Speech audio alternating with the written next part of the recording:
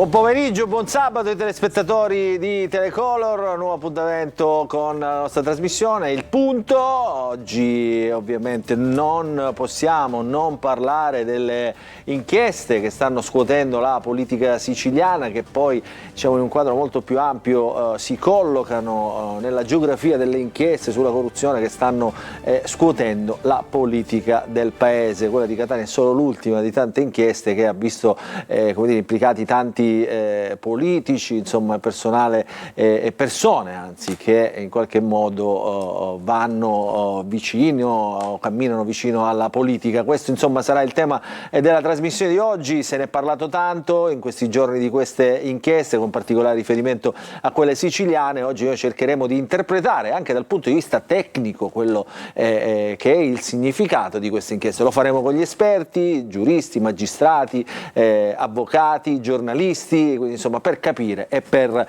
dire, dare la nostra interpretazione a quello che sta succedendo. Prima però anzi, di presentarvi gli ospiti, di cominciare ufficialmente questa trasmissione, come sempre la settimana ce la racconta Totò Calì. Ciao Totò! Ciao, buongiorno a tutti. Sempre Come vestito va? di nero, ma mai una cosa sgargiante, che ne so, fucsia, una cosa un po' più così, niente.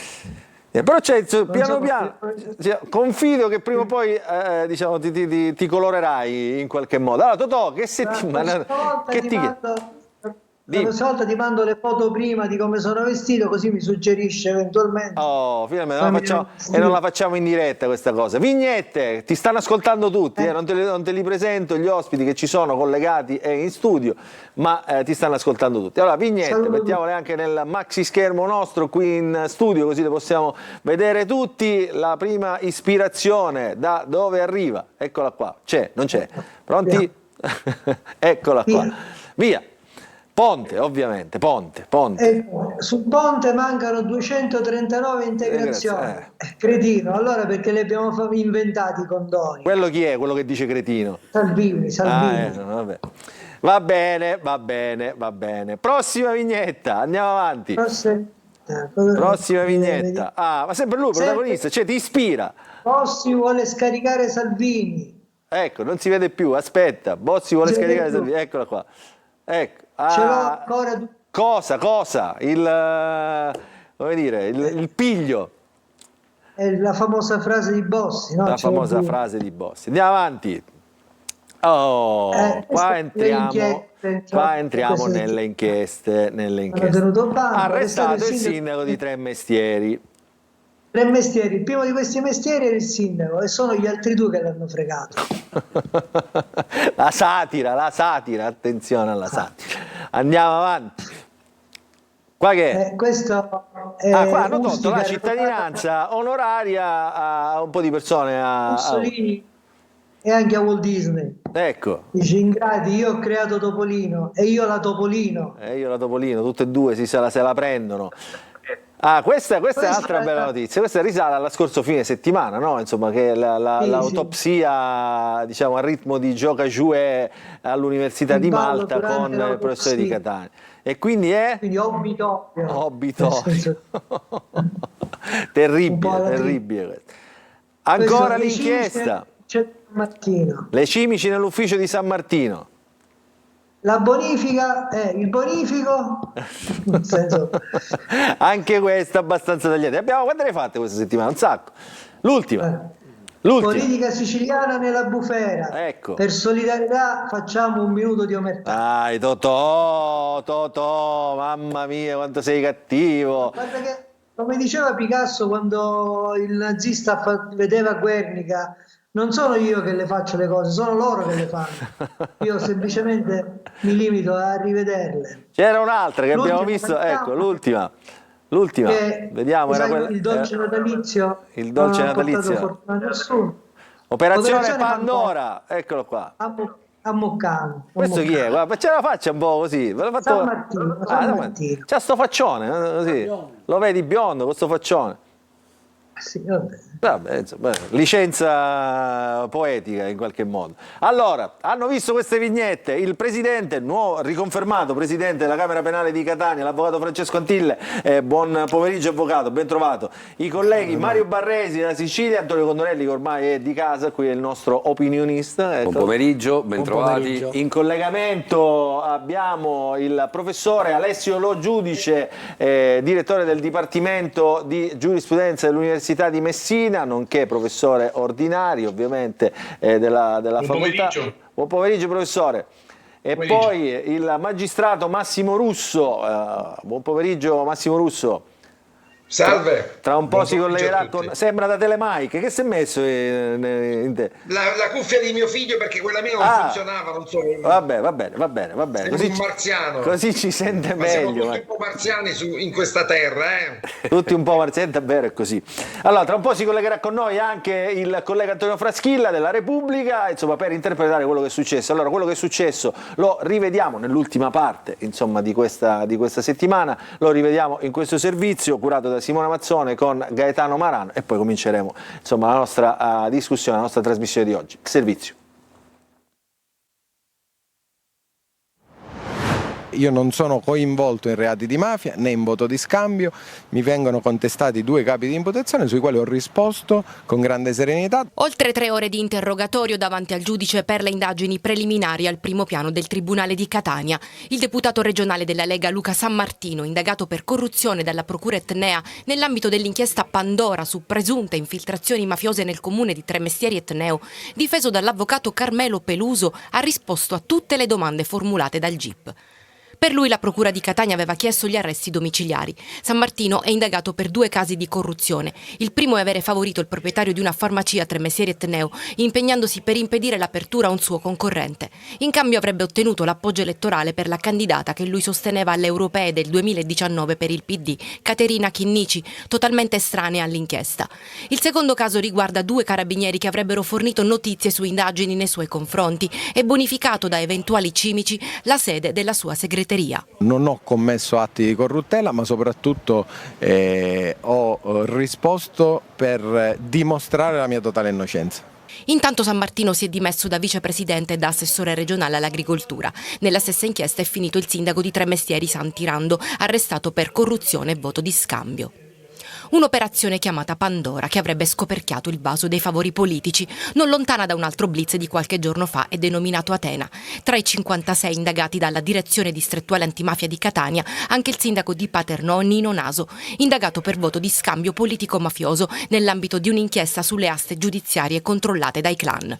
Naso sin da subito ha manifestato piena fiducia nel sistema giudiziario, dichiarandosi in un post su Facebook estraneo all'accusa mossa nei suoi confronti di voto di scambio.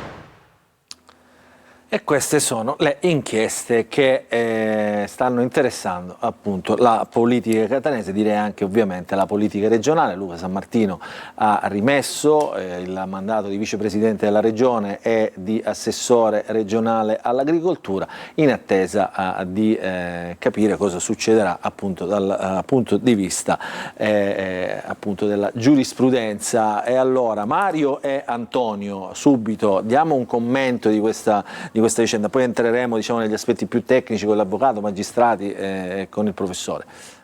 Allora, ancora una volta viene fuori che dietro la raccolta del consenso c'è un sistema, al momento dal punto di vista giudiziario presunto, perché siamo in una fase procedimentale delle indagini, però c'è un meccanismo di scambio di qualcosa che può essere rilevante penalmente o può non essere rilevante penalmente, però ci sono dei fatti che sono evidenti, cioè rispetto ai quali noi che non siamo giuristi abbiamo la possibilità intanto di raccontarli con i dovuti condizionali, però i fatti sono questi, che in cambio dei voti ci sono dei favori, e ci sono dei favori che fanno comprendere come se un cittadino non ha un politico amico non può arrivare dove arrivano queste persone raccomandate. Qui parliamo della possibilità di ridurre il numero delle farmacie in un comune che per legge ha bisogno di quelle farmacie, e parliamo della possibilità di entrare anche in società che gestiscono il sistema di raccolta dei rifiuti,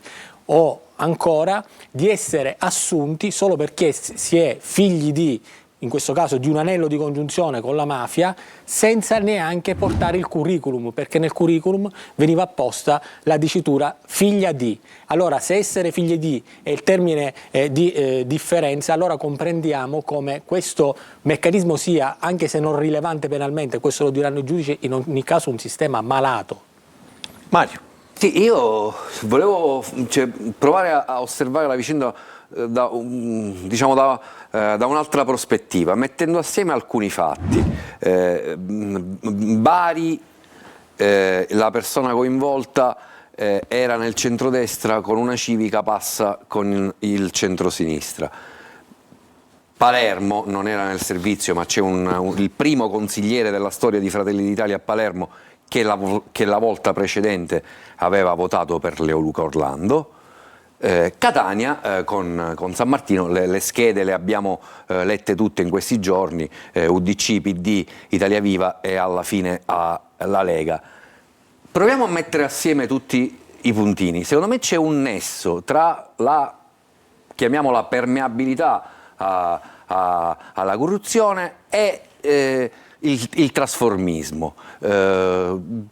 Tutti questi cambi di casacca sono, secondo me, e qui invito anche... Cioè tu dici c'è un legame tra... Invito anche Massimo Russo, che sicuramente, o l'avvocato o Alessio, alla riflessione. È un problema di selezione della classe dirigente. Se tu col tuo movimentino o anche con il tuo pacchetto di voti personali puoi serenamente, bellamente spostarti da destra a sinistra o viceversa, c'è il paradosso kafkiano è che questa operazione per la quale attaccano la Lega, San Martino la fece per procurare i voti al PD, con una candidata al di sopra di ogni sospetto che è Caterina Chinnici, ma siamo a Kafka. Allora Mario, un attimo, perché quindi, tu hai toccato due elementi, no? Ti aiuto nel racconto, vediamo se ci siamo. Intanto sulla questione delle farmacie, insomma, là sembra che ci sia solamente, come dire, un'interlocuzione col dirigente regionale per capire laddove si poteva,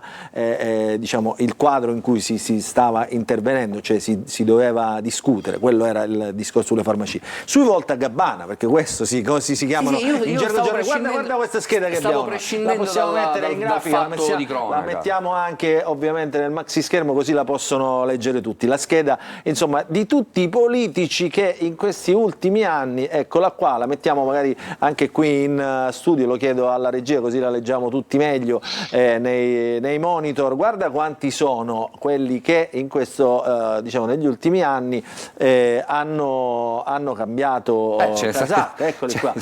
L'ultimo Cancelleri dal Movimento 5 Stelle a Forza Italia. Questi sono solo quelli, diciamo. Dico, eccolo quindi... qua, guarda, Pullara, la Chinnici dal PD a Forza Italia, Sonia Alfano fino ad Azione. Insomma, non vorrei arrivare a un revanchismo storico, ma quando c'erano in Consiglio Comunale, anziché la lista civica Barresi o Ciliberti, c'erano 4 o 5 simboli, esatto, con dei criteri di accesso e di selezione della classe dirigente che partivano dal consiglio di quartiere, dal consiglio comunale, e non potevi fare il capogruppo alla Camera se prima non avevi dimostrato doti amministrative, politiche e anche di etica. Oggi invece è tutto, soprattutto con l'avvento dei partiti lideristici, è tutto cambiato, quindi tu puoi trovare il consigliere comunale di Fratelli d'Italia che aveva votato Orlando e che viene coinvolto, puoi trovare l'ex Delfino renziano, che Renzi voleva addirittura candidare alle regionali col fronte dei progressisti, che va con Salvini e poi finisce in questa storia,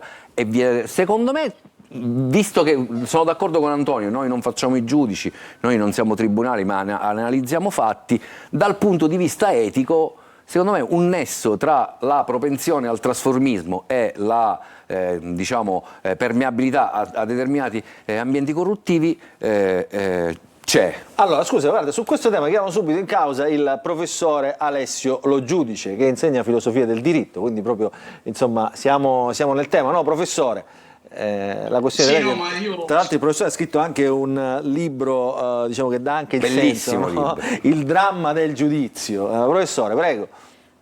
Grazie. Scusate se perché ho qualche problema nell'ascolto dell'audio, ma credo di aver intuito correttamente. No, io condivido lo spunto che emerge dall'intervento di Mario Barresi. C'è un nesso, io credo assolutamente evidente, tra questi comportamenti politici, ovviamente leciti, che riguardano il cambiamento di posizione politica, il cambiamento di appartenenza rispetto ai partiti, e questi fenomeni assolutamente reiterati di corruzione. Tra l'altro veniamo da settimane in cui si sono reiterate anche nella cronaca, perché parliamo dell'inchiesta di Torino, l'inchiesta di Bari, adesso questa siciliana, in cui di fatto cambiano le dinamiche, cambiano i fatti, ma in qualche modo i meccanismi si reiterano. Io credo che ci sia un tema di etica pubblica che però coincide con un tema di etica politica e riguarda profondamente l'articolazione stessa dei soggetti politici, cioè dei cosiddetti partiti, che hanno poco a che vedere dal punto di vista etico-politico con esperienze del passato, ma non mi riferisco a un passato antico, un passato anche relativamente recente. I fenomeni di corruzione sono in qualche modo legati strutturalmente all'esercizio del potere e anche all'esercizio del potere pubblico, ma sono assolutamente agevolati, incentivati e determinati dai contesti. E noi viviamo in un contesto politico in cui, a prescindere dalle posizioni di ciascuno di noi, la gran parte dei soggetti politici hanno una natura di carattere personale o di gruppo, sono soltanto formalmente legati a idealità, orizzonti di valore, sono legati soprattutto a interessi di Professore, gruppo. le faccio una domanda un po' scomoda, diciamo. Ma cosa c'è di male se chi ha l'amico politico, vanta di avere l'amico politico, chiede in qualche modo dei chiarimenti, delle delucidazioni o delle vie privilegiate per magari, non dico ottenere, come diceva Antonio, il posto di lavoro, ma magari anche solo per arrivarci più vicino e poi metterci magari del proprio. Oggi questa pratica, credo, e lo dico a malincuore, credo sia accettata trasversalmente nella società, o sbaglio?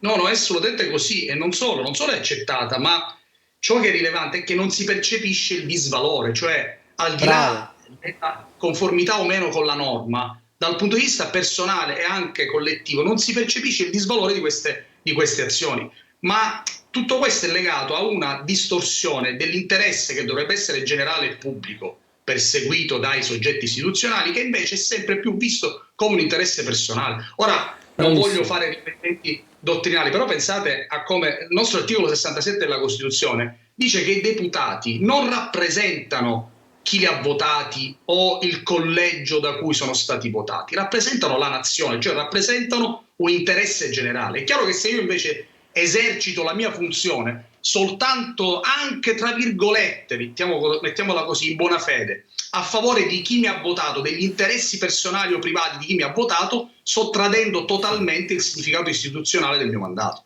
Massimo Russo, io ritorno proprio, mi aggancio a queste parole del professore Lo Giudice, perché tutti quelli che vengono eletti, sindaci, presidente della regione, presidente del consiglio, quando salutano, e ricevono il mandato, dicono: ringrazio tutti coloro che mi hanno votato, rappresenterò anche coloro che hanno scelto di votare per altri. E questo è un po' il senso, cioè poi alla fine di fatto è proprio così. Ma guardi, nemmeno mettendo insieme 5-6 annualità degli album delle figurine Panini si registra un cambio di casacca come quello che è possibile rilevare dalla vostra tabella. È una cosa davvero impressionante e il tema è stato... Facciamolo rivedere così, centrato. Non sono tutti, sono quelli gli ultimi, quelli più... Sono gli ultimi. Esatto. È stato perfettamente centrato da chi mi ha preceduto. Il tema è quello del trasformismo. Non c'è nessuna valenza ideologica nel proporsi come rappresentanti del popolo nel momento delle elezioni, non c'è nessuna prospettazione di un progetto al quale l'elettore può dare il consenso sbarrando la scheda elettorale. Vi sono dei soggetti che hanno i voti e che hanno un seguito e dobbiamo interrogarci come hanno questo seguito, perché si vota Tizio piuttosto che Caio, che si presentano poi anche nelle sedi dei partiti centrali facendo valere la loro forza e condizionando anche il corso delle scelte politiche, perché hanno questo seguito, perché il cittadino oggi vota Tizio che sta nel PD e domani lo rivota se sta in Forza Italia, e quindi esatto, partiti agli antipodi. Questo è perché viviamo in una condizione di sottosviluppo economico, sociale e, mi permetto e aggiungo, culturale, per cui non è che abbiamo fatto tanta strada, valgono le logiche clientelari di quel familismo amorale che è il vero cancro della nostra società, che è come dire, il brodo di coltura della sottocultura mafiosa, cioè quelle cose di cui pensavamo potessimo liberarci e che invece si ripresentano ogni piè sospinto. Voglio dire, io sposto voti indipendentemente dal partito. Il partito una volta era una cosa seria, l'appartenenza politica era una cosa seria. Oggi non lo è più, tant'è che è possibile registrare una vicenda, secondo me, veramente paradossale, di chi si candida contro un presidente per le elezioni regionali e poi domani si cambia casacca e si va nello stesso partito del presidente che è il suo competitor. Quindi voglio dire, la riflessione va fatta su questo piano, non dobbiamo fare qui il processo a nessuno, ci sono le processi carte. Lo dicevano, lo faccio adesso di queste carte, ovviamente ne parliamo anche di queste carte e qua guardo ci sarà ancora tempo, certo bisogna registrare un dato che c'è un GIP che ha valutato che sussistono gravi indizi di colpevolezza, poi ci sarà la parola alla difesa, ma quello ha tutt'altra natura, non dobbiamo qui andare a sindacare però anche qui aspetti, lei è un magistrato, Massimo Russo, anche qui insomma io mi soffermerei. Lei ha detto che se c'è un GIP che ha rilevato poi ci sarà un altro che insomma allora qua io parlo subito con la rappresentante di tutti gli avvocati penalisti di Catania, la Camera Penale poi è questa, devo dire questi avvocati trovano tanto lavoro in questo collegio, proprio anche diciamo, soprattutto nelle ultime inchieste non abbiamo potuto contattare ovviamente perché hanno tutti qualche cliente implicato in questa e nell'altra inchiesta, quella di Paternò, avvocato Antille. Insomma questo è il tema. Lui diceva Massimo Russo, che è un magistrato, dice, c'è un GIP che decide poi insomma, e qui però in base ai gradi del processo c'è anche un'interpretazione, no, dei fatti. Vi dico che sarò la voce del dissenso oggi, perché dovremmo tutti riscoprire intanto il criterio e il valore della prudenza. Esatto. E attribuire un significato etico ad un'indagine o pensare che un'accusa equivalga all'affermazione implicita di una responsabilità è veramente, a mio avviso, cosa non condivisibile. Per quanto riguarda il rapporto tra la morale e la politica, se ne erano occupati gli antichi egizi, poi se ne occupò la legislazione romana. Infatti le più grandi figure dei reati contro la pubblica amministrazione sono state partorite dalla legislazione dell'antica Roma. Per quanto riguarda la lezione politica dei voltagabbana o dei voltacasacca, come si suol dire, certo gli italiani hanno assistito a delle scene incredibili negli ultimi anni. Anzi, vi dico subito, nell'ultimo trentennio i governi ricorrono sistematicamente al voto di fiducia perché hanno la grave e seria preoccupazione che nel segreto dell'urna le cose possano andare in modo diverso da quello che magari essi si prospettavano. Primo punto. Secondo punto, gli italiani, tutti noi, abbiamo assistito ad una scena che rimarrà nella storia della nostra nazione.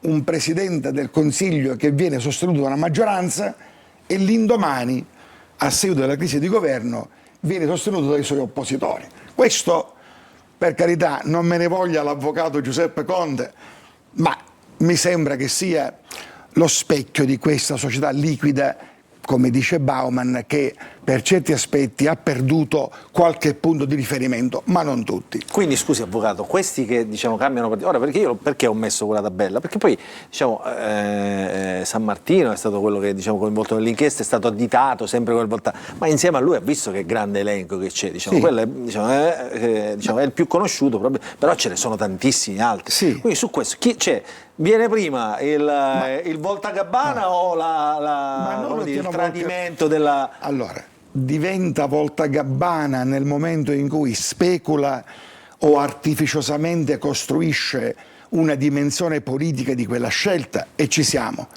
Ma è il sale della democrazia. Facciamoci per un attimo caso, la libertà di pensiero, di opinione, la possibilità di condurre anche dei consensi lungobinari ed obiettivi e prospettive diversi rispetto al passato.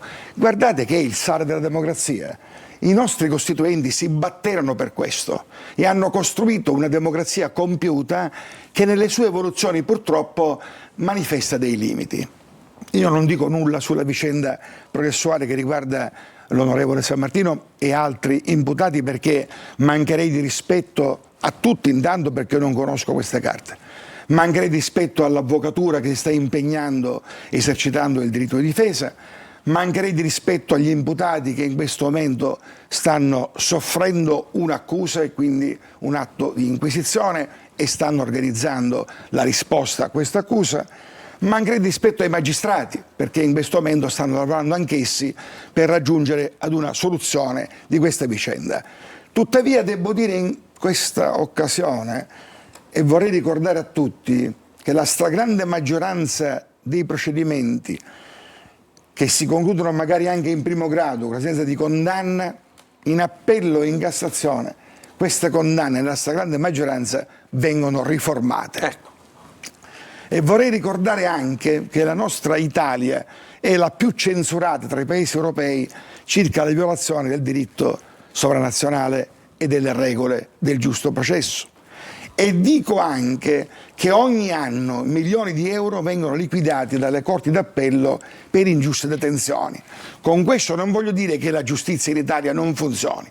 Dico però che ha certamente bisogno di una buona nuova nervatura di garanzie, che ha bisogno soprattutto di prudenza, e perché a me non piace, ma all'avvocatura penale non piace, che la giustizia debba essere confusa con la rappresaglia o con il fumo delle fiamme dell'Inquisizione. Beh, certo, siamo d'accordo tutti su questo, avvocato, siamo d'accordo. È chiaro che poi, come dire, ognuno fa il suo mestiere. Allora, dobbiamo fermarci per la pubblicità. Io intanto saluto il collega Antonio Fraschilla che ci ha raggiunto. Ciao Antonio, tra un po' dopo la pubblicità buon pomeriggio, ti faccio intervenire.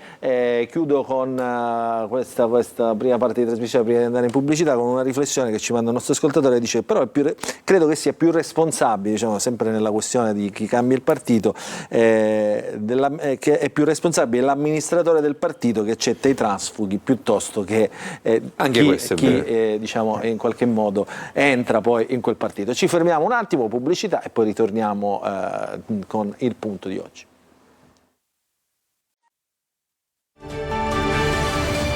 Rientriamo in diretta. Il tema appassiona oggi, il tema della giustizia appassiona certamente. Allora Antonio Fraschilla. Ciao. Dunque, due cose mi hanno colpito dell'intervento precedente.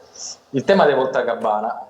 Io vorrei girare un po' l'argomento, cioè il tema è cosa vogliono i partiti e poi da lì possiamo parlare dei Voltagabbana, perché il problema è che ormai i partiti hanno detto e hanno fatto tutto il contrario di tutto. Cioè, si citava poco fa l'esempio di un Presidente del Consiglio, Giuseppe Conte, che si è trovato sostenuto dal Partito Democratico, che fino a ieri era all'opposizione, per fare sostanzialmente le stesse cose, diciamo, tranne qualche piccola variazione sul tema dell'immigrazione. Abbiamo assistito a governi fatti da tutti i partiti, ma i partiti sono diventati una cosa per la quale le idee non esistono più.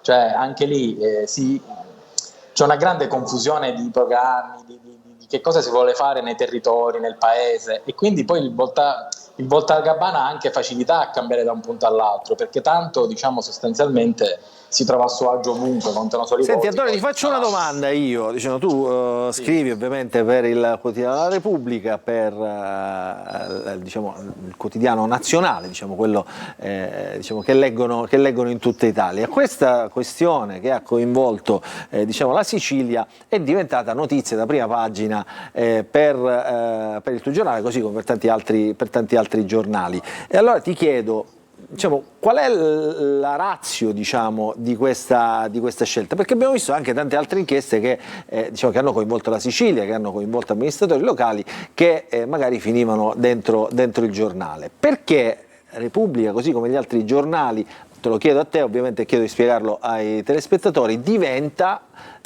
notizia di apertura di molti giornali nazionali? Beh, sostanzialmente perché Luca Sammartino non è un politico qualunque, ma è mister 20-30 mila voti, un uomo forte che era entrato 2 anni fa nella Lega di Matteo Salvini, in quel progetto di Matteo Salvini di allargare il consenso della Lega anche nel Mezzogiorno e farlo diventare un partito nazionale. Nel momento in cui viene indagato per voto di scambio uno dei principali esponenti di questo progetto, è chiaro che diventa notizia nazionale, perché coinvolge direttamente il leader di un partito che è al governo, Salvini è vice premier nazionale. Non solo, ma la vicenda Sammartino... Non è voto di scambio, l'accusa non è voto di scambio, è solo di corruzione, questo lo dico per precisazione. Perdonatemi, corruzione elettorale. All'interno di un'indagine al voto di scambio, ma la sua vicenda è corruzione elettorale. Per questo diventa notizia, perché coinvolge comunque un leader nazionale e le scelte fatte da un leader nazionale. Poi la vicenda Sammartino è arrivata dopo settimane di notizie invece che riguardavano un'amministrazione di centrosinistra, che era quella di Bari, del governo pugliese di Michele Emiliano, che è falcidiata dalle indagini anche lì che coinvolgono autorevoli esponenti.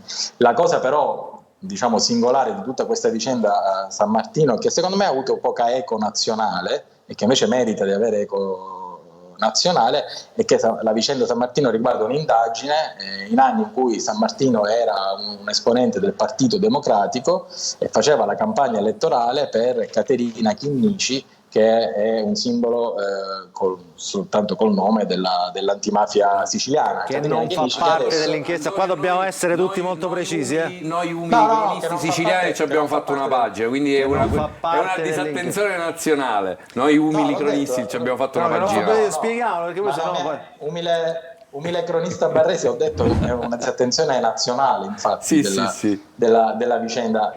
Ma la cosa divertente è che la Chinnici adesso è candidata... Certo. Anche lì con Forza Italia, che è un partito che storicamente nel Mezzogiorno, insomma, negli anni passati, insomma, era un partito abbastanza criticato, ecco, mettiamola così, cito solo un esponente tra i fondatori abbiamo letto i verbali di Dell'Utri, ecco, proprio su Repubblica in questi giorni. Esatto, cioè, allora, quindi il tema è che c'è una grande confusione politica. E questo poi agevola anche appunto delle polemiche come quella che è avvenuta sul caso Sammartino. Se Sammartino fosse stato un esponente di un altro partito, forse non avrebbe avuto una grande eco nazionale. E questa è una lettura, no? Insomma, la lettura di molti, perché questo clamore, eccetera. Questa è la lettura, insomma, del quotidiano nazionale. Facciamo così, lo dico a tutti gli ospiti. Vediamo queste carte dell'inchiesta, poi parliamo anche di questo sistema, diciamo, delle carte in mano ai giornalisti, insomma, che hanno potuto ovviamente vederle e leggere subito. Vediamo le carte di questa operazione Pandora, poi ritorniamo in studio e ascolteremo anche, e non era detto, le parole di Sammartino e del suo avvocato Peluso, che hanno risposto al GIP, quindi insomma, e hanno risposto ovviamente poi anche alla stampa. Quindi prima le carte dell'inchiesta.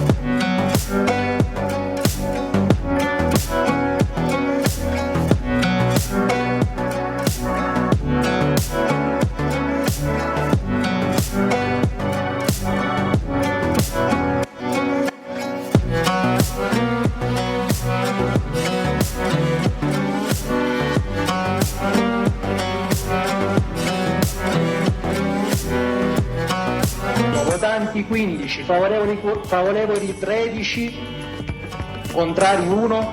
La proposta viene approvata.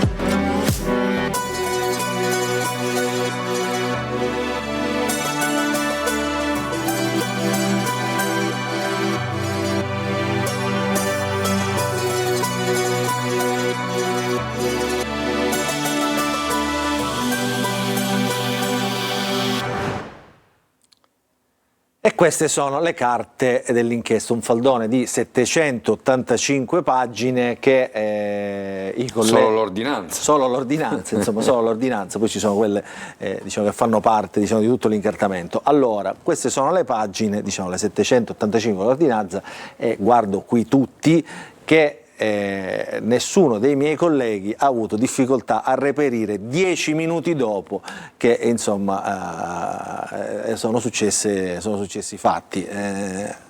Parto dall'avvocato. Ecco, lei tocca un tasto importante, perché se il difensore si presentasse per ottenere delle copie dovrebbe aspettare i tempi necessari. Spesso la stampa è privilegiata, nel senso che ottiene prima, in qualche caso, degli atti addirittura di quanto non li possa avere il difensore, e il difensore attinge notizia dalla stampa. Questo è un dato che sicuramente fa parte della storia di questo Paese. Più volte capita che i suoi colleghi chiamino di mattina, ma me la mandi? Certo. Ed è un Paese che ha visto... Ma questa però diciamo, è la libertà, diciamo, in casi... Sì, diciamo, ma io dico semplicemente che bisognerebbe garantire ai difensori un immediato accesso agli atti con la stessa prontezza che viene garantito ai giornalisti. Basterebbe questo per trovarci un po', diciamo, su una barca comune.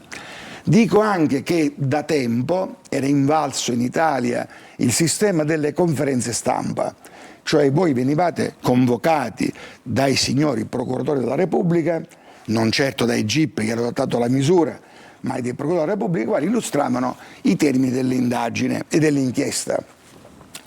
Naturalmente si tratta di una voce e di una prospettazione a senso unico, perché il procuratore sta illustrando il suo lavoro e i suoi convincimenti, quindi intanto manca un contraddittorio che nel momento non ci potrebbe neppure essere.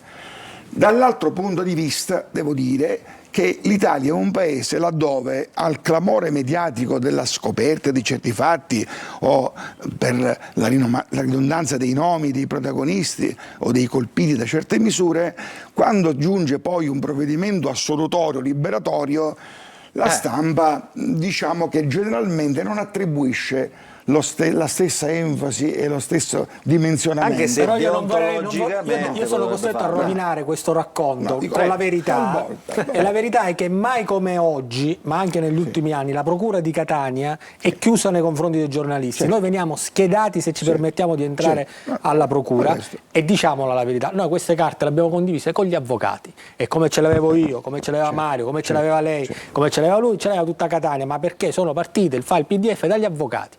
Quindi noi dobbiamo semplicemente dire che stiamo parlando di documenti che sono pubblici, perché dopo che la misura è stata eseguita i documenti sono conoscibili, non pubblicabili come documento, ma il contenuto ancora, fino a quando non metteranno le manette ai giornalisti e il bavaglio, il contenuto in forma riassuntata è sempre pubblicabile, come mi insegna l'avvocato, è sempre pubblicabile il contenuto di un atto che non è coperto da segreto e non l'atto, che c'è una differenza tra contenuto e atto. Detto questo, noi dobbiamo tornare al punto di partenza. Il punto di partenza che diceva l'avvocato, il problema di questi reati e del fatto che vengono attribuiti determinati significati a questi reati prima che ci sia la sentenza con la pubblicazione, è vero, però noi dobbiamo dire che c'è una differenza sostanziale tra il nostro sistema penale, che prevede la tipizzazione delle varie fattispecie che possono risultare rilevanti penalmente o non rilevanti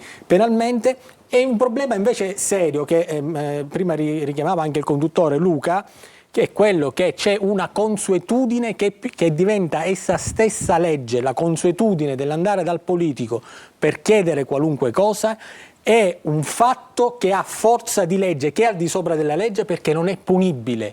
E allora questo cosa vuol dire? Vuol dire che la colpa non è solo dei politici, ma è anche delle persone che non alzano la cornetta per andare a richiedere un certificato, e quando lo fanno sono rovinati perché ci vogliono 10 mesi per avere una visita, e in cambio sanno che l'unica strada percorribile e utile è quella di andare dai politici. Se questo è reato o non è reato, se noi parliamo di morale o di etica, questo è un fatto. Il corpo elettorale non si costituisce con l'approssimarsi del voto liberamente, perché i cittadini vanno a votare in cambio perché hanno ricevuto qualcosa. Massimo Russo, c'è chi ha fatto anche carriera, diciamo, facendo finta di come dire, recepire, no, le richieste, no? Non dico promettendo, ma facendo finta di ascoltare, sì, eccetera, eccetera, no? Politicamente, diciamo, nella storia anche della nostra Sicilia. Dunque, la vicenda giudiziaria ci dà l'occasione per parlare di questi temi che in realtà conosciamo bene, per cui l'invito alla prudenza e al distacco lo raccogliamo perfettamente, aspettiamo che la giustizia faccia il suo corso. Questa è l'occasione per come dire, fare delle riflessioni su quella che è la nostra politica regionale, però abbiamo visto che non è soltanto un problema regionale. Io continuo a pensare che i cittadini, tutto sommato, ai cittadini non dispiaccia questo sistema di avere il riferimento del politico che sbriga faccende, perché di questo si tratta poi, avere la possibilità di saltare le liste d'attesa negli ospedali, avere la possibilità di un accesso diretto per attingere a un servizio, attingere a un diritto. Questo è il tema fondamentale, è questo. Cioè, non abbiamo la consapevolezza dei diritti, forse perché non abbiamo la consapevolezza dei doveri di solidarietà. Ci ritroviamo sempre a raccontare le stesse cose e sembra quasi che siamo condannati a vivere in questo recinto che non si apre mai alle innovazioni, ai cambiamenti. Il trasformismo è un problema serio, storicamente è stato un problema serio, altro che libertà di cambiare, perché come dire, annienta le idee, i valori, le distinzioni che fanno crescere la democrazia. E quando un soggetto passa da un partito all'altro, in realtà sono simulacri di partito, evidentemente non c'è più una dialettica, vuol dire che è sempre la stessa cosa, c'è un flusso di voti che si sposta e che seguono il soggetto e non anche l'organizzazione di quei soggetti. Senta Russo, lei l'ha letta questa ordinanza? Lei l'ha letta questa ordinanza, Russo? L'ha letti anche i provvedimenti, diciamo, Ma io ho la nausea di provvedimenti giudiziari, quindi no, però se ci spiega lei da magistrato, cioè questi provvedimenti, perché una sospensione, cioè cosa significa la sospensione di un anno? Se c'è il convincimento diciamo che c'è colpevolezza. È una misura cautelare del tipo interdittivo, perché il GIP ha ritenuto che continuando a fare per esempio l'amministratore e quindi l'assessore poteva inquinare le prove, oppure c'è il pericolo di reiterazione del reato, quindi è una misura che si basa su gravi indizi di colpevolezza. Russo, stiamo parlando però, lo dico anche per i telespettatori che magari non hanno queste competenze, queste cognizioni. Scusi Russo, ripeto, stiamo parlando di un'inchiesta che è partita quando, Antonio? Nel 2018. Nel 2018, quindi fatti risalenti al 2018, 2019 e in alcuni casi 2020. Quindi stiamo parlando di bene l'argomento, bene l'argomento, perché bisogna anche spiegarle ai cittadini, perché tu iscrivi un reato, fai le indagini, e spesso ormai queste indagini si fanno con le intercettazioni, anche delle misure per gli stupefacenti, ci sono quintalate di carte, devi sbobbinare, passa il tempo, la polizia giudiziaria esita l'indagine dopo 1, 2, 3 anni, il magistrato a sua volta, il requirente, deve scrivere la misura e il GIP a sua volta deve leggere tutto, valutare seriamente, perché c'è in gioco la libertà delle persone oltre che l'onore e la dignità, e poi perviene a una decisione di accoglimento. Massimo, ma per questa filiera è normale che dalla richiesta di misura all'emissione della misura passino 2 anni, nonostante tutti questi passaggi? Lo capisco perfettamente, non è affatto normale. Infatti il problema qual è? Il problema è quello dei tempi della giustizia, perché può darsi che San Martino o chi per lui o anche tutti gli altri, San Martino assurge all'onore della cronaca in virtù del suo status di parlamentare, ma anche gli altri non lo dobbiamo dimenticare. Come dire, può capitare un incidente, l'importante è capire se c'è una responsabilità o no. Russo, però la mia domanda è, ma se questo non aveva ruoli, che succedeva? Se questo qua, passato dal 2000, insomma, da quegli anni là, oggi non avesse avuto alcun ruolo, neanche di parlamentare, era un cittadino qualunque, che succedeva? Che c'entra? Bisogna vedere i fatti nel momento in cui sono stati commessi, qual era lo status allora, era di pubblico ufficiale. Oggi da che cosa l'avrebbero sospeso? Ancora sindaco.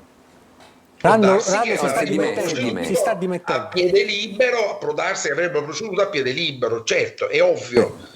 Oppure ritenevano che poteva inquinare le prove, oppure ritenevano che poteva reiterare il delitto. Sono valutazioni, come dire, di tipo tecnico che fa. Noi ci stiamo concentrando su San Martino, ma dimentichiamo una cosa: il sindaco di Tremestieri è stato arrestato, ora si è dimesso. Negli ultimi 2 anni a cui accennavo prima, cioè di questo passaggio di filiera giudiziaria PM GIP, Rando ha amministrato Tremestieri per 2 anni, cioè, quindi in questo caso la lentezza è anche un boomerang per le ragioni dell'accusa.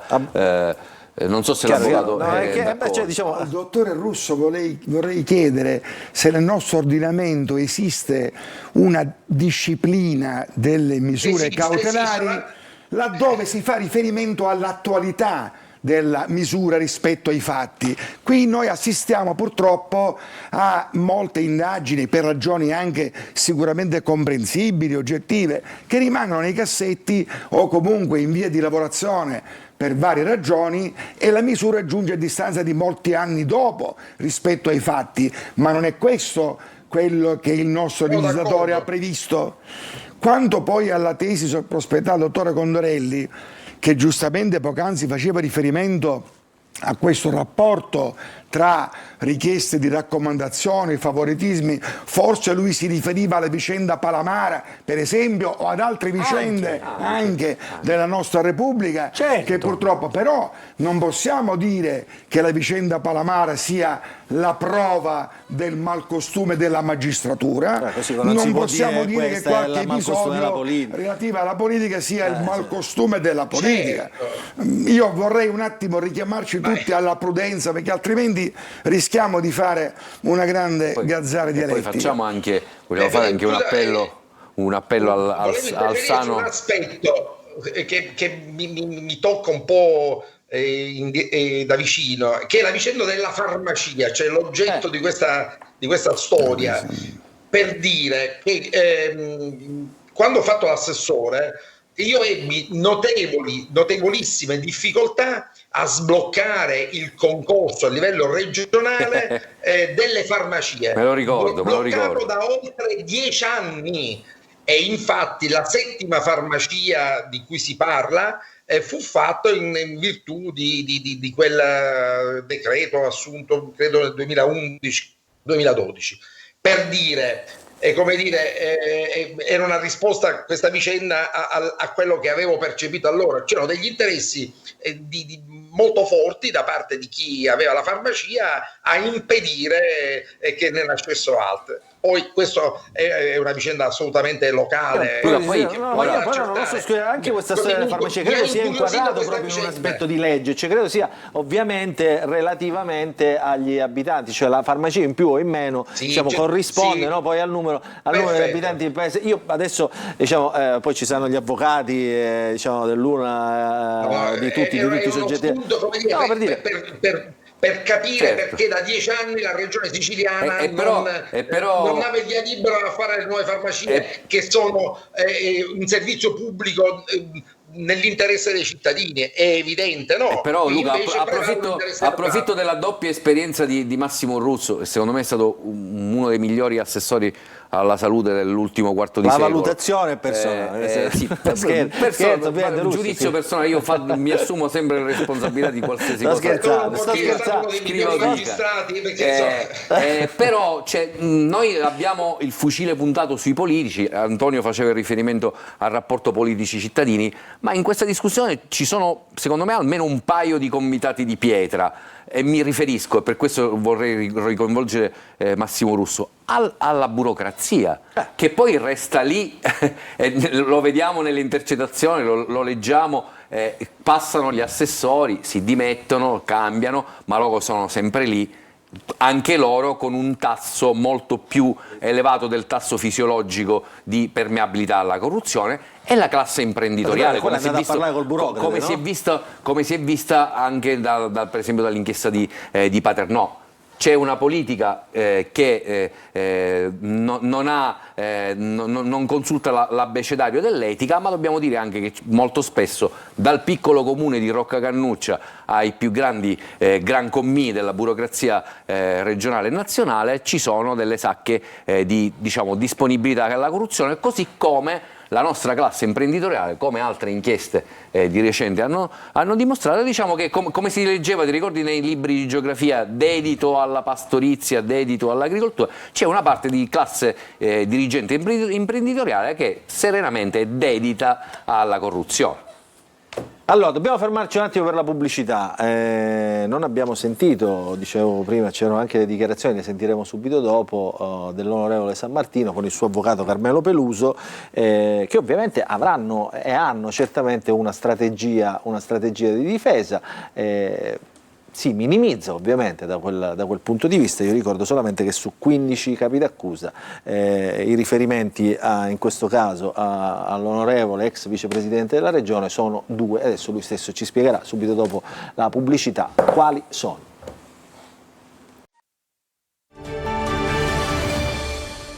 Rientriamo e predichiamo prudenza ovviamente a tutti i miei ospiti ovviamente sulle valutazioni di queste vicende, perché sono proprio all'inizio, diciamo, e quindi poi avranno evidentemente, anche come diceva l'avvocato, poi risvolti diversi. Allora sentiamolo Sammartino, che ha risposto al GIP, quasi 4 ore di interrogatorio, ha dovuto studiare velocemente tutte le carte che lo riguardavano, faldoni sappiamo di migliaia e migliaia di pagine, perché ci sono quelli dell'ordinanza, poi ci sono quelli che non fanno parte dell'ordinanza, bisogna studiarli col suo avvocato Carmelo Peluso. Allora poi si è concesso anche, e non era detto ai giornalisti, per dire quello che è stato detto al GIP. Lo sentiamo, Sammartino.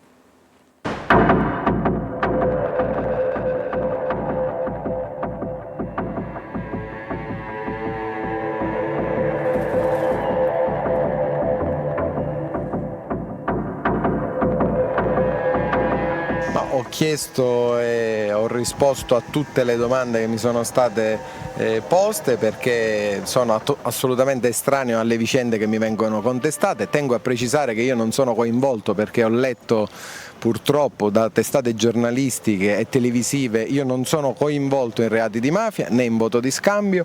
Mi vengono contestati 2 capi di imputazione sui quali ho risposto con grande serenità, dopo aver letto in questi pochi giorni le carte che mi sono state fornite, e sono assolutamente sereno oggi di aver risposto a tutto ciò che mi veniva contestato. Quali sono i capi di imputazione a cui hai risposto? Io ho risposto a quello che mi viene contestato, che è la corruzione su 2 fattispecie specifiche, e ho risposto con grande serenità, perché io non ho commesso atti di corruttela, ma soprattutto ho risposto per dimostrare la mia totale innocenza. Per quanto riguarda le microspie invece nel suo studio, quello che poi le viene anche contestato fra le altre cose. Sì, fa parte di uno dei miei 2 capi di imputazione, solo questi sono i capi di imputazione. Cosa ha risposto? Ho risposto assolutamente per come era giusto rispondere davanti ai pubblici ministeri e al GIP, chiarendo e spiegando nel minimo dettaglio quello che mi veniva contestato. Proseguirà l'attività politica?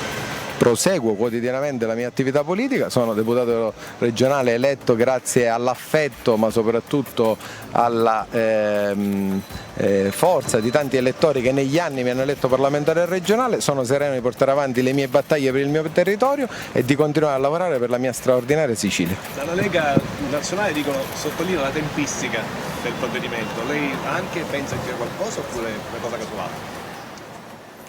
Io ho grande fiducia nella magistratura e continuo ad averla,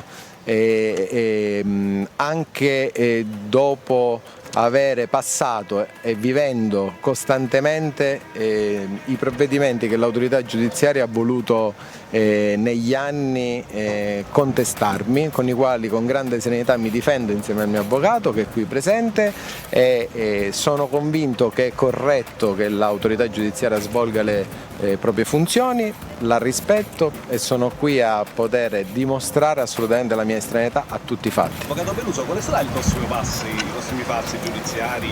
Cosa farete? Passo tecnico successivo, se non ci sono novità, è quello di fare un appello al tribunale competente per poter richiedere la revoca della misura che è stata applicata dal GIP. Sempre che non ci siano le opzioni diverse, che sia lo stesso GIP in seguito all'interrogatorio di garanzia a valutare la possibilità della revoca dell'ordinanza.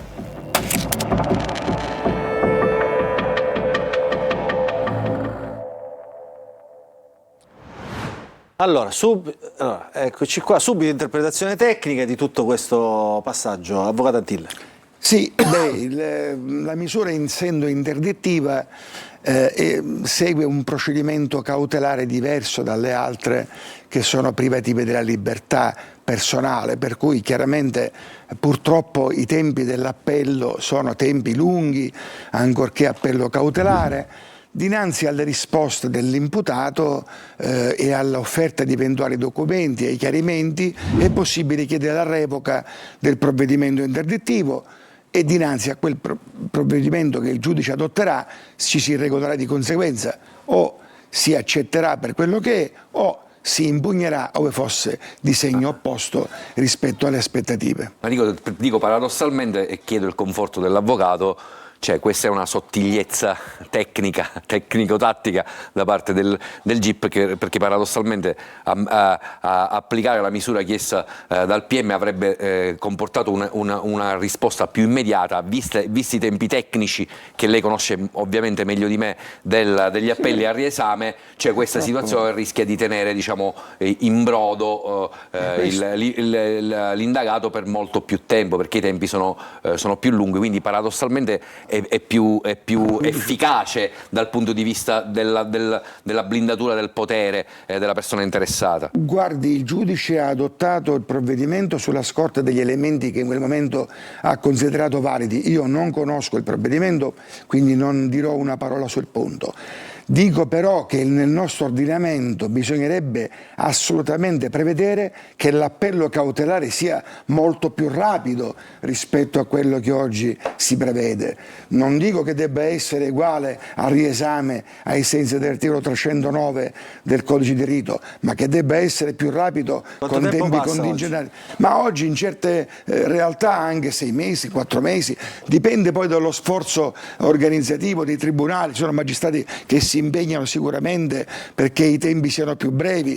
Devo dire che questo è un fatto, ma il nostro ordinamento non ha previsto una ipotesi di termine perentorio, e quindi a questo punto dipende un po'. Facciamo parlare anche il professore lo giudice Massimo Russo e Antonio Fraschilla. Professore, insomma, tempi, giustizia, insomma qua si fa lunga la No, ma guardi, io ascoltando un po' lo sviluppo del dibattito credo che sia assolutamente condivisibile, ma credo che nessuno lo metta in discussione, un atteggiamento autenticamente garantista. Evidentemente nessuno di noi si permette, né adesso né dopo, perché le autorità competenti sono altre, di valutare nel merito quello che è accaduto.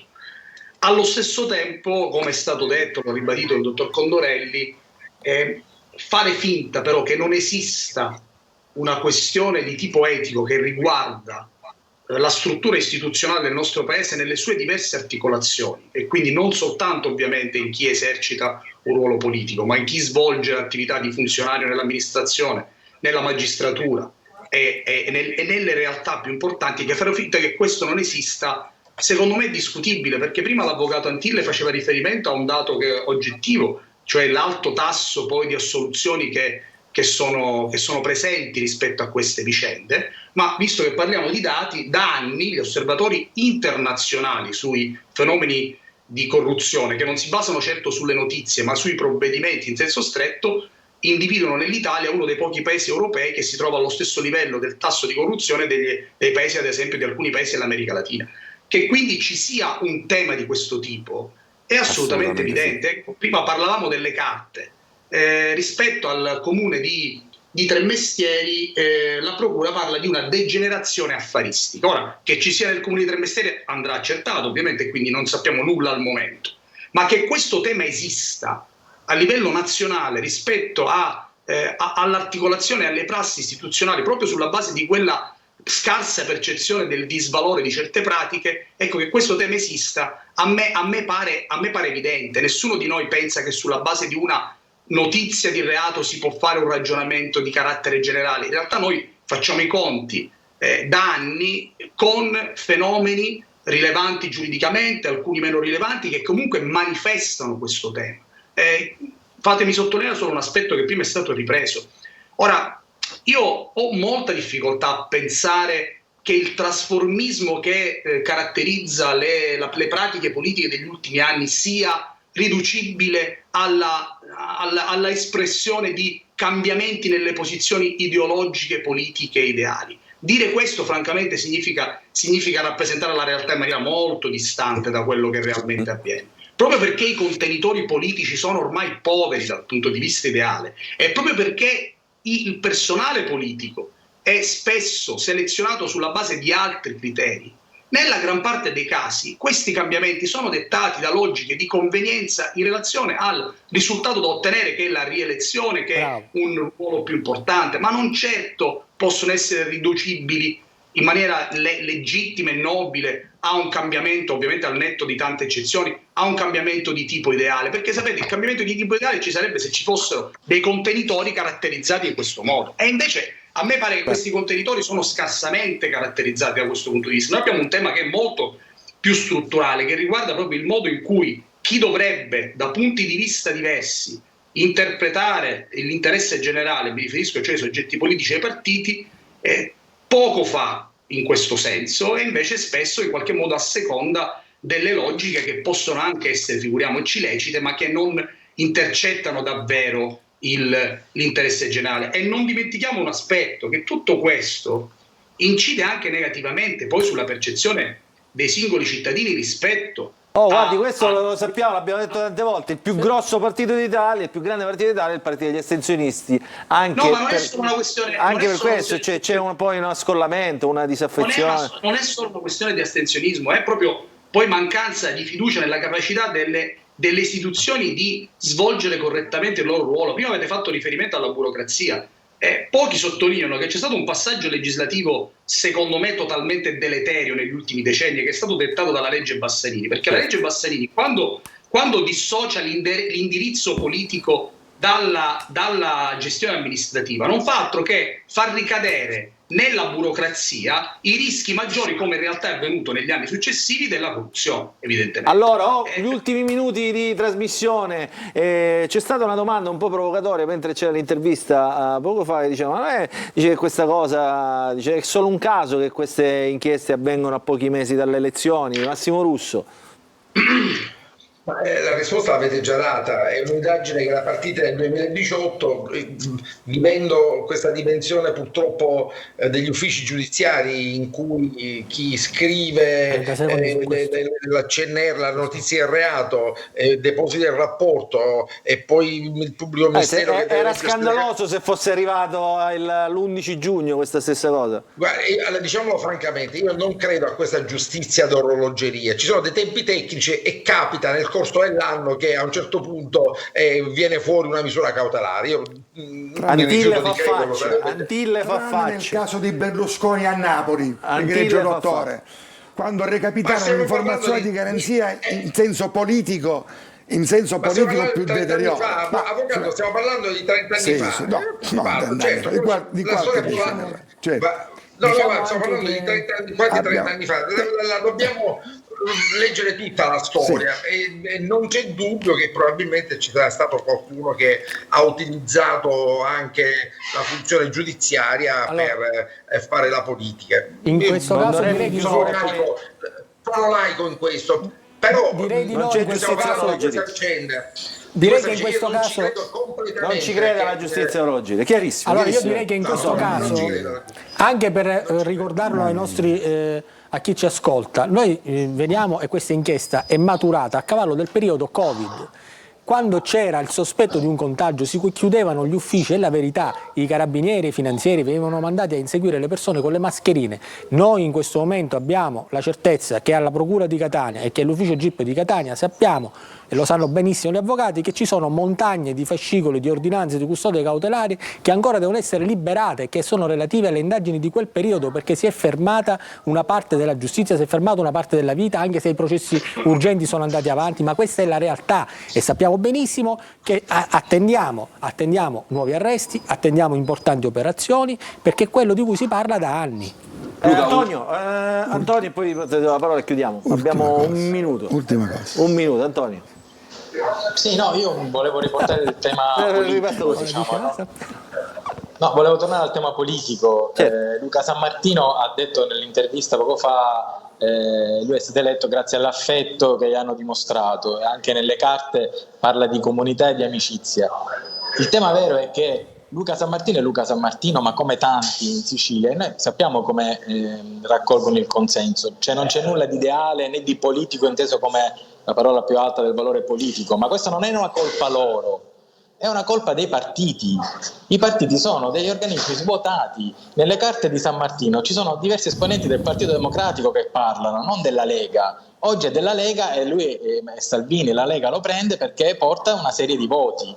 Ma questo riguarda tutti. Il Lombardo ha tentato accordi per queste europee, non so, con 2, 3, 4 partiti. Cuffaro ancora sta cercando una collocazione. Manca la politica e noi stiamo qui a parlare delle farmacie di Sammartino, ma ci rendiamo conto, no? Ma se se siamo qui su questi temi, forse dovremmo registrare che Mani Pulite fu una rivoluzione falsa. Mi interrogo su questo. Mi interrogo perché se il tessuto sociale è rimasto contaminato in quel modo. Avvocato, non guardiamo il dito, guardiamo la luna. Mani Pulite c'era perché c'erano i dirigenti. Visto che si parlava, abbiamo esaurito il tempo. Visto che si parlava di Berlusconi è stato, diciamo, ha fondato un partito con Marcello Dell'Utri. Di che discutiamo, avvocato? Luca, visto che si parlava di accesso alle carte, di ordinanze che girano 5 minuti, essendo in presenza di due ottimi colleghi come i due Antonio, Fraschilla e Condorelli, lo facciamo anche un appello al sano giornalismo di inchiesta. Cioè, è facile lavorare in questi giorni, i colleghi un po' tutti abbiamo fatto come il porco di cui non si butta via nulla, ma tu ce l'hai la cosa della farmacia, tu ce l'hai la cosa della cimice, ma quant'è invece più efficace il giornalismo che anticipa le inchieste, che possibilmente le fa scaturire, e chi ci riesce, qua ripeto, sono assieme a due ottimi colleghi, è ancora meglio che fare diciamo la rusta e mangia con le ordinanze, che è bellissimo e anche facilissimo. Allora siamo in chiusura, grazie all'avvocato Francesco Antille, grazie a Mario Barresi, grazie a Antonio Condorelli, grazie a Massimo Russo, grazie al professore Alessio Lo Giudice, grazie ad Antonio Fraschilla.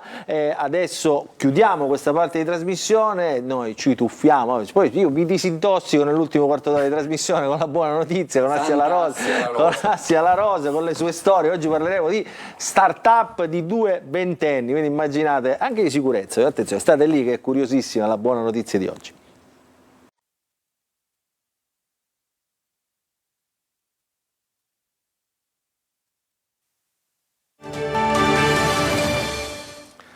Rientriamo nell'ultima parte della nostra trasmissione, anche oggi come sempre chiudiamo con la buona notizia che così ci rigenera un pochettino, insomma, anche dalle cose che raccontiamo all'interno del punto. Ci ha raggiunto Assia La Rosa, ciao Assia. Buonasera Luca, ciao. Dopo quest'ora e mezza strong, adesso un po' di leggerezza. Di leggerezza. Non chiamateli start-upper, oggi Oggi parliamo di giovanissimi imprenditori che hanno deciso di rimanere in Sicilia e di investire su questa terra e sulle nuove tecnologie. E allora salutiamo subito Antonio Leonardi e Salvo Crocellà, e te lo dico subito, rispettivamente 24 e 22 Come anni. si chiamano adesso? CEO, no? Perché si chiamano amministratore, adesso CEO, founder. Cosa hanno fatto questi giovanissimi che hanno frequentato l'Università degli Studi di Catania? Salvo frequenta anzi il quinto anno ancora di medicina e Antonio si è appena laureato in economia. Hanno inventato un'app per risolvere un crescente problema, quello della sicurezza urbana. Pazzesco. C'è un video che racconta qual è l'atmosfera che si vive ogni qualvolta, magari in una città che non si conosce bene, ci si addentra in una zona pericolosa.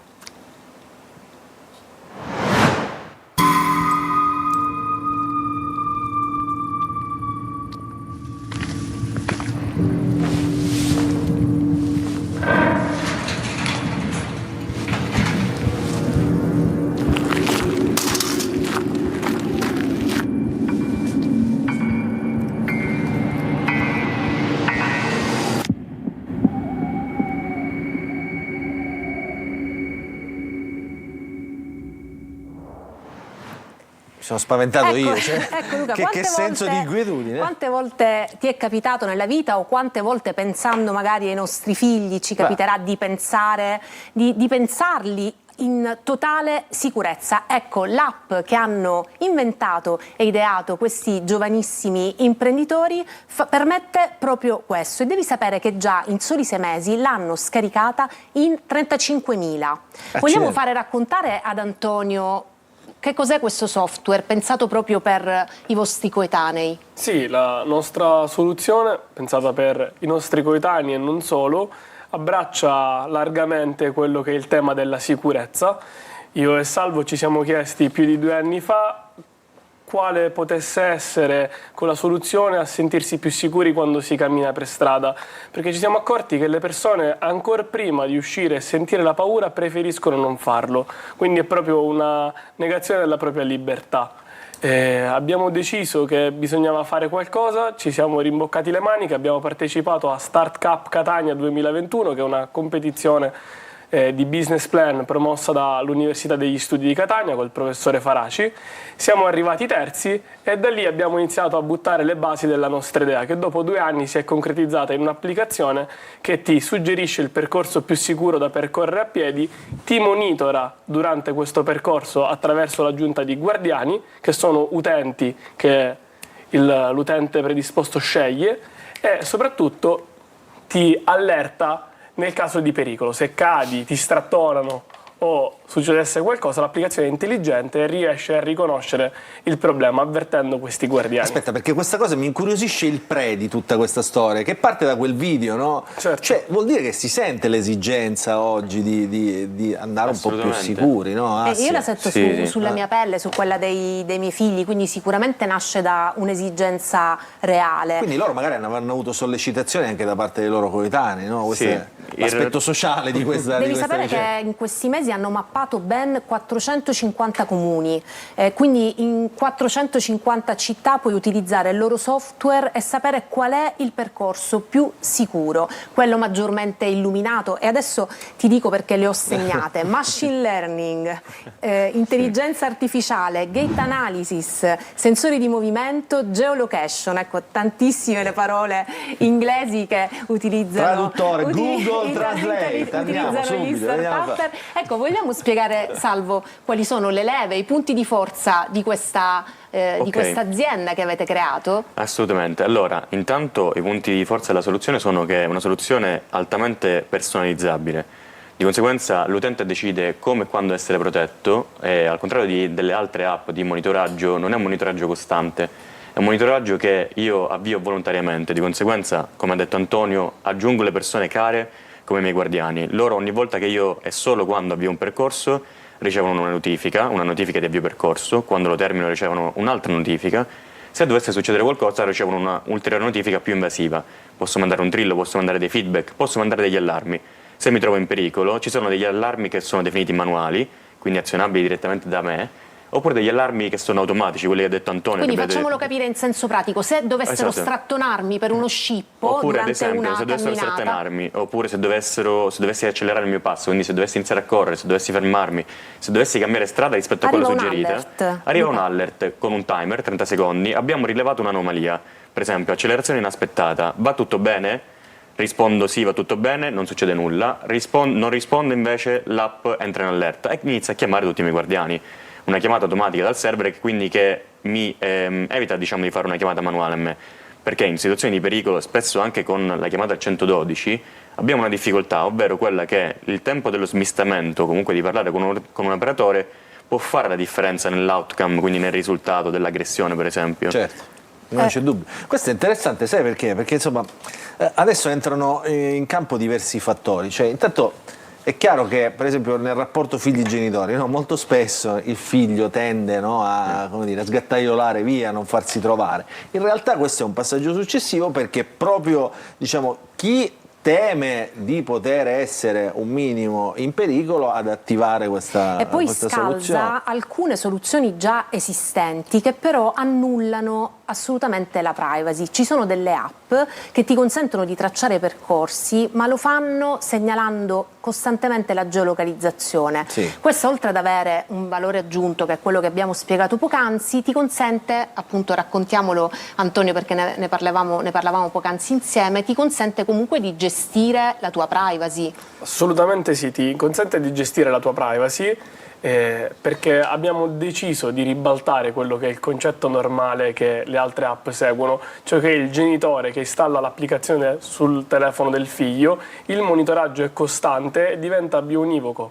Sia il genitore controlla costantemente il figlio che il figlio può controllare costantemente il genitore, ad esempio con applicazioni che si trovano già preinstallate nel telefonino.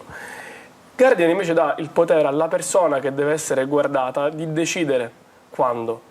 Questo è importante perché ricostituisce la fiducia nel nucleo familiare.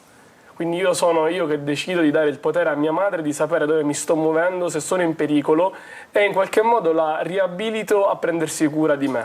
Eppure io la proietterei, no, Assi, anche non solo ai ragazzini, ai ragazzi, ma anche agli adulti, alle donne. Infatti il loro target è 50 e 50, sono tantissimi, mi spiegavano i genitori che scaricano l'app, lo faremo anche noi probabilmente a fine puntata per i nostri figli, perché realmente comunque è un ausilio in più per sentirsi in una comfort zone anche in città Certo, immagina un gruppo di amiche che si lasciano alle 3 di notte dopo la discoteca, se tutte attivano quest'alert, tutte sanno quando insomma, anche perché nelle grandi città si cammina molto a piedi, no? Con i mezzi pubblici, e quindi comunque quando soprattutto sei fuori, quando sei fuori sede, quando sei in vacanza, ecco, capita comunque di doversi appoggiare a uno strumento come questo.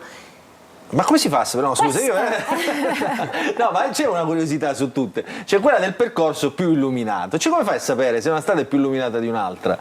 Allora, in realtà noi prendiamo dei dati oggettivi che sono scaricati dai database di Google e prendiamo dati che riguardano la luminosità, le attività aperte a quell'ora e il traffico. Sono dei dati che Google dispone, che mette a disposizione, noi scarichiamo appunto attraverso delle API questi dati e li combiniamo poi con quelli che sono i dati soggettivi, ovvero all'interno dell'app tu hai la possibilità di dare dei feedback che hanno un peso maggiore se sono, diciamo, feedback più importanti, ovvero se io mi trovo in pericolo e nella Vietnea per esempio mando un allarme, ha un peso maggiore rispetto, abbiamo un altro sistema di feedback che è quello del sentimento. Perché è più importante? Perché noi abbiamo un altro feedback che è il sentiment, ovvero io durante il mio percorso posso letteralmente mettere delle emoji che rappresentano il mio stato d'animo. Per esempio in una strada un po' più buia non succede niente, ma non sono effettivamente in pericolo, però mi sento magari un po' meno al sicuro, quindi metto un feedback che mi sento molto preoccupato, ha un peso minore sicuramente perché non c'è una vera e propria situazione pericolosa, però magari mi fa, diciamo, se diverse persone segnalano questo stato, tendiamo noi a suggerire meno quella strada, quindi ad abbassare il suo livello di sicurezza. Quindi alla villa che stato d'animo c'è, per dire, di sera? In realtà al momento è buono, è ovvio che però se ci sono tante aggressioni alle ville iniziamo a scoraggiarla, cioè non la consigliamo sempre meno. Geniale, direi, anche perché ragazzi, sono riusciti a trovare una chiave diversa all'interno del grande sistema dell'intelligenza artificiale, quindi ecco, quando riesci poi a mettere bene i pezzi rispetto comunque alle esigenze dell'utenza, ecco che viene fuori una nuova realtà grazie ai nostri cervelli, quelli che riusciamo, Luca, a trattenere. Loro, tra parentesi, pochi mesi fa proprio a Palermo hanno ritirato il premio Innovazione Sicilia. Mi diceva Antonio che grazie a tutti questi concorsi e a questi premi che loro riescono comunque a portare avanti un business che ovviamente allo stato attuale è pari quasi a zero, perché è proprio una start-up e quindi è in fase assolutamente di avviamento, e hanno investito loro tantissime risorse e tantissimo impegno. Vogliamo raccontare come nasce non dal garage ma da un sottoscala una start-up proprio da zero, cioè come fare impresa? Spieghiamo ai ragazzi come orientarsi in questo mondo, spieghiamo che è possibile da zero senza avere nessuna base. Spiegatelo anche a me, perché io veramente quante volte ho detto mi piacerebbe fare questa cosa qua, questa start-up. Tra parentesi, la loro è una start-up innovativa, quindi anche uno status particolare. Ecco, raccontiamo com'è possibile farlo. Intanto bisogna avere l'idea. Si parte da questa cosa qui che è fondamentale. Raccontiamo che hai fatto una tesi proprio sull'idea, cioè nasce da una tesi universitaria. Okay. Sì, vabbè, mi sono laureato 6 mesi fa, ho presentato Guardian come tesi, è stato veramente piacevole, anche perché dopo 2 anni di lavoro poter esplicare tutto quello che avevo fatto. Ora, lui è laureato in economia. 22 anni, ricordiamolo. Laureato in economia, quindi insomma, come nasce l'idea? L'idea nasce dall'intuizione. L'idea nasce dall'intuizione, poi però bisogna metterla a calarla, e qui servono programmatori, software, perché noi ancora prima di pensare a questo l'abbiamo validata, cioè ci siamo stampati delle magliettine con scritto Guardian, siamo scesi nelle università. Abbiamo preparato un questionario e veramente in una settimana abbiamo raccolto più di 1000 sondaggi. Li abbiamo analizzati. E poi con StarCap hanno vinto il primo budget utile. Poi serve, come si fa un'app? Perché non è che lui sa fare un'app. No, io non so fare un'app. Lei sa fare un'app? No. Tu sai fare un'app, Assi? Sì. Sai fare un'app? Sì, bisogna reclutare gli sviluppatori. Bisogna scegliere le tecnologie, bisogna scegliere la direzione in cui si vuole andare, perché ad esempio Guardian è un'applicazione costruita con un certo linguaggio di programmazione, che questa scelta determina anche la direzione che prende l'applicazione, cioè quello che puoi fare, quello che non puoi fare. Siccome noi dovevamo gestire tante cose, perché la nostra applicazione a livello tecnologico ha un impatto importante, abbiamo dovuto scegliere anche degli strumenti importanti, e questo giustamente è costato, oltre che tempo anche denaro, e soprattutto è difficile costruire il team, perché gli sviluppatori bravi magari lavorano in grandi aziende o non sono presenti sul territorio siciliano. Allora bisognava anche scommettere su dei ragazzi che magari stavano come noi aprendo la loro prima applicazione. Noi abbiamo sempre dato in affidamento il lavoro, quindi non abbiamo mai avuto dipendenti, e la scelta nasceva da un fattore etico quasi, no? Se sappiamo le nostre disponibilità economiche, sappiamo cosa ci possiamo permettere e affidiamo il lavoro a qualcuno che sappiamo che potremo pagare. Con la nostra nasce la startup, è nata anche un'altra startup che ad oggi fa sviluppo software. Ma salvo il vostro break-even point da 35... Cos'è il break-even point? Per la signora Graziella che ci segue. Il momento di pareggio rispetto all'investimento iniziale. Quanto cuba? Quanti utenti cuba? Da 35.000 a? Allora, in realtà il nostro break-even point dipende molto anche da quanti utenti si abbonano. La soluzione è presente in modalità freemium, ovvero tutte le funzioni sono accessibili in modalità gratuita, tuttavia abbiamo un abbonamento, un costo veramente esiguo, sono circa 2,49 euro al mese il mensile, scendiamo a 2 euro al mese per l'annuale. Dipende da quante persone fondamentalmente si abbonano. Abbiamo stimato che all'incirca una 70.000 di persone, utenti abbonati, potrebbero farci andare, diciamo, in pari e anche migliorare la soluzione. Va bene, allora a 70.000 fanno la pubblicità. A 70.000 facciamo la pubblicità. Esattamente.